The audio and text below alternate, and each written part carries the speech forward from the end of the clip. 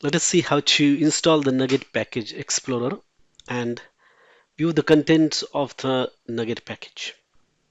So on Windows, you can use this choco install Nuget Package Explorer command to install the software. Once it is installed, you can use this command nuget package explorer, and then it is gonna launch UI. So I'm just gonna launch it now. Nuget package explorer, and you will notice that this particular window comes up, and then you have to select the package that you want to view.